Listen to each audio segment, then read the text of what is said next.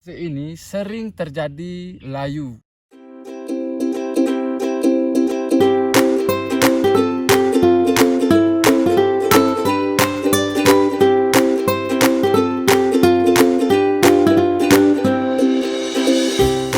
Assalamualaikum warahmatullahi wabarakatuh. Ketemu lagi dengan saya Nanda Sutradonil di channelnya Lahan Pintar. Para petani pintar dimanapun berada, mohon maaf lahir dan batin. Semoga berkah di lebaran ini. Hari ini tepat hari keempat ya, keempat Syawal. Kita sudah berada lagi di lahan pintar kita ini. Karena kita harus menengok dan melakukan penyemprotan. Tadi kita lakukan penyemprotan kentang kita ya, penyemprotan kentang yang ada kita tanam di jalurnya tanaman cabai kita. Insya Allah hari Senin kita akan lakukan penyemprotan ke-14. Nah, para petani pintar, kita di sini di kolom komentar ada pertanyaan yang sangat terus ditanyakan oleh petani. Salah satunya ialah kotoran hewan ini saya gunakan atau tidak. Misalnya kotoran ayam dan kambing atau sapi atau domba dan lain sebagainya. Apakah ini saya gunakan? Saya tidak menggunakan kotoran hewan. Kenapa? Kan kalau kotoran hewan itu kan bagus untuk kesuburan tanah dan pertumbuhan tanaman cabai. Baik, di sini saya akan jawab keseluruhan, dan sebelum saya jawab, jangan lupa subscribe dulu di bawah sini. Para petani pintar dimanapun berada, subscribe ya.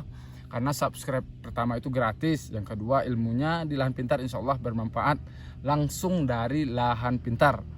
Kita belajar dari lahan langsung ya. Dari lahan langsung kita mengamati langsung bagaimana kondisi tanaman, khususnya tanaman cabai kita. Alhamdulillah beberapa hari ini hujan sudah 2 hari ini sangat deras. Bahkan saking derasnya ada yang tergenang air.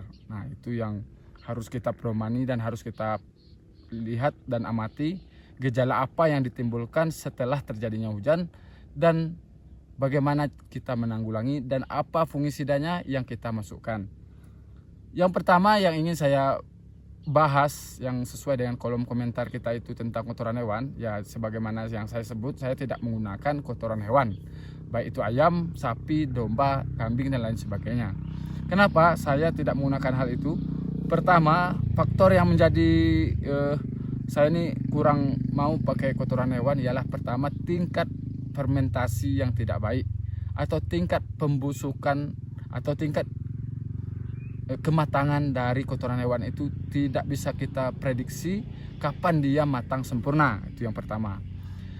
Yang kedua, kapan dia sudah siap untuk kita berikan di bedengan. Dan yang ketiga, kotoran hewan ini belum tentu matang kita lakukan penanaman, bisa jadi terjadi pada saat fase seperti ini nih. Biasanya para petani pintar mungkin sudah jadi pengalaman bagi petani semua ya. Biasanya pada fase ini sering terjadi layu fusarium. Ya, penyebabnya ialah biasanya ya kotoran hewan itu salah satu penyebabnya. Karena apa? Di saat dia melakukan pembusukan atau fermentasi dan lain sebagainya, biasanya tingkat uap atau tingkat kondisi suhu di bawah mulsa itu cukup hangat atau cukup panas.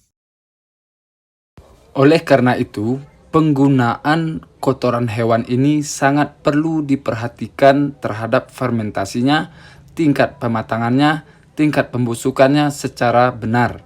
Dan kita perlu mengamati bagaimana penguraian yang secara maksimal terjadi terhadap kotoran hewan tersebut. Itulah pembahasan kita pada hari ini para petani pintar. Simak terus channel kita dan jangan lupa kita terus pantau dengan cara subscribe dan bunyikan notifikasi loncengnya supaya channel ini lebih berkembang dan lebih terjangkau petani semuanya. Terima kasih. Assalamualaikum warahmatullahi wabarakatuh.